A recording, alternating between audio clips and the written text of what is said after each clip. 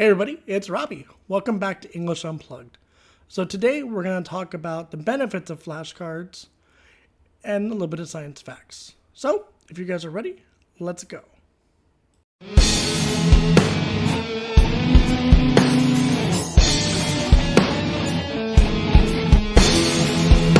Okay everybody, so let's talk about what are flashcards and what they mean for us. So a long time ago, flashcards used to be little pieces of paper that you used to write the vocabulary word and the definition on the back.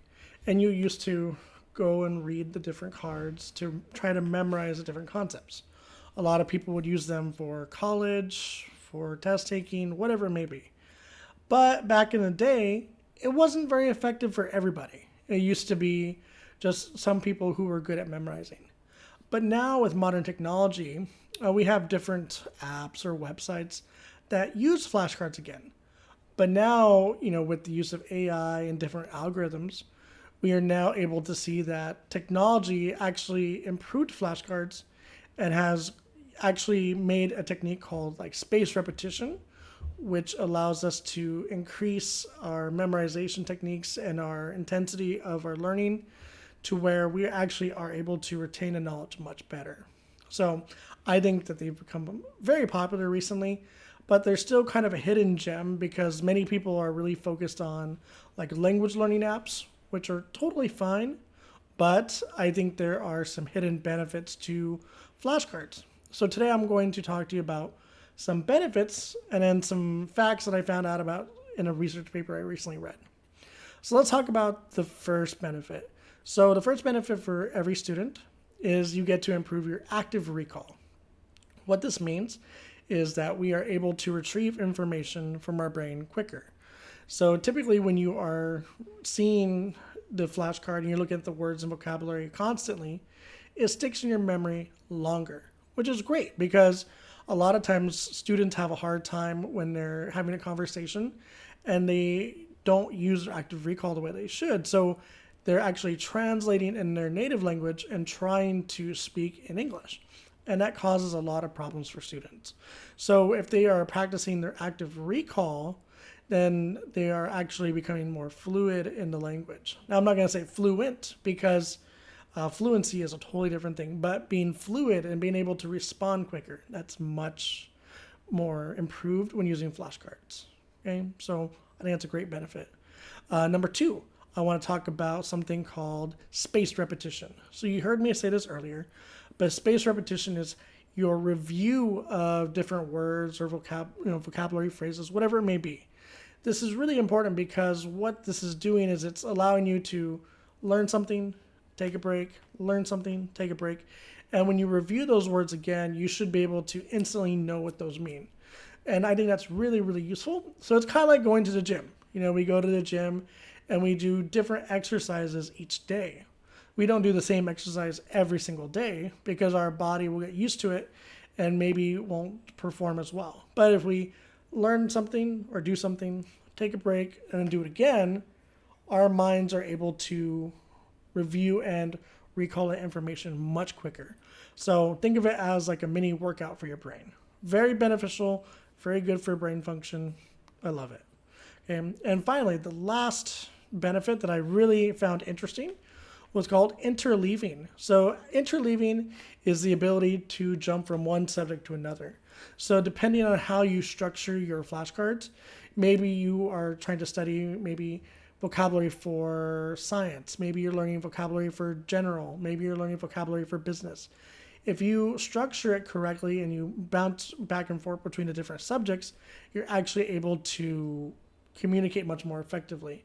A lot of times when students are having conversations with native speakers or other learners, what happens is they get stuck in conversation because they're focused on one topic and they're not actually able to transition to a new topic very well. It takes them a long time.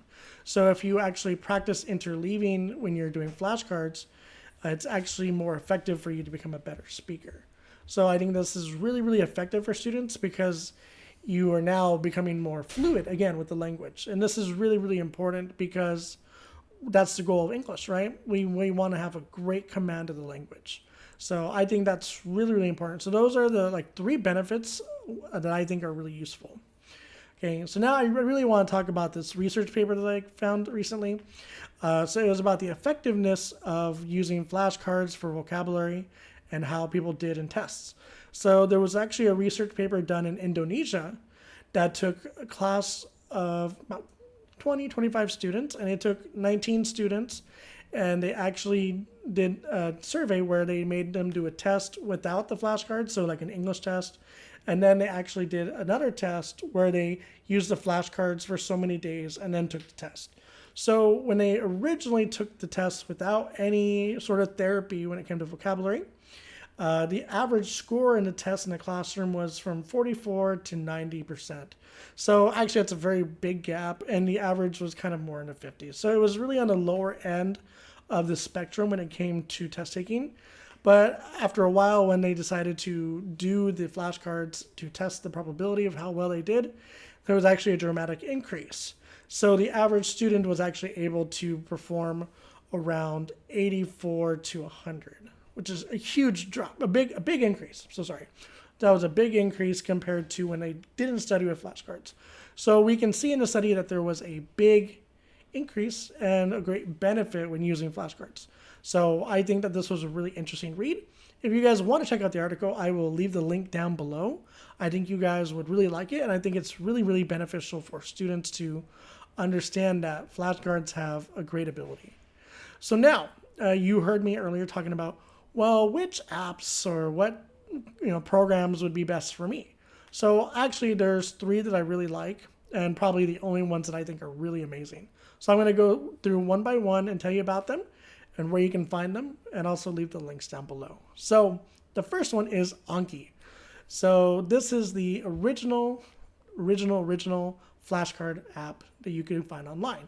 You can get it through their website. You can download it in the App Store. It's wonderful. It's very simple. It's very bare bones, meaning it doesn't look fancy.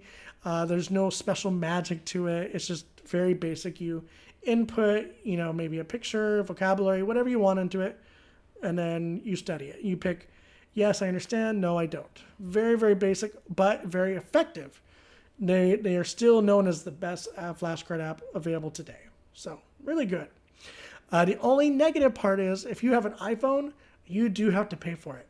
So Android lovers, you're in luck. It's free. But everyone else, just download it on the computer. It is free, so just be mindful of that. Okay, so the second flashcard app I would like to talk about is Quizlet. So Quizlet is becoming a more well-known flashcard app because there's so much customization and functionality with the website app that you can fine-tune it to the way you want. You can increase its intervals, you can change colors, you can add images, videos, sounds, whatever you want. It's very, very useful, and also is being used on a website. So in case you don't want to download another app, which a lot of people don't, you can go onto the website and start inputting your flashcards. There's also a community of people who created flashcards on Quizlet, so you can actually download some from other things. So if you're wanting to take a test on computer science or whatever, look it up and it's there. The only negative thing is some of the functionalities do have a paywall. So meaning you do have to pay for some functionalities, but for the most part it is free, and it's quite useful in my mind. Okay. Now, my favorite, and this is the one that I really, really like, it's called Brainscape. I actually talked to the CEO. They actually wanted to do an interview with me because I love them so much. I think they're a really, really useful flashcard website. So it's all about user interaction, being flexible, being easy to use. Brainscape is starting to integrate a lot of AI technology and different things into it to make it more effective for people to learn how to use flashcards and to learn the languages more effectively. So it has a very beautiful website. It's completely free and very interactive. You can do a lot of great things with it. So I 100% recommend Brainscape a lot because I actually use it for my own students because I can share my flashcard decks with students who want to learn. So there you go. These are my 3 flashcard concepts that I really enjoy. Now remember one thing, I am not sponsored. I'm not getting paid to tell you about these apps. These are just something that I think are more effective. And finally, I want to talk about one more concept that I think is really, really important is instead of just learning vocabulary words, I think it's more effective to learn phrases. So instead of trying to learn like, dog, cat, mouse, whatever, you should maybe try to learn, I saw a mouse, or I like horses. Kind of actually create sentences that involve the vocabulary that you're learning. And I actually think that this will be much more effective when you're using the flashcards to its full potential.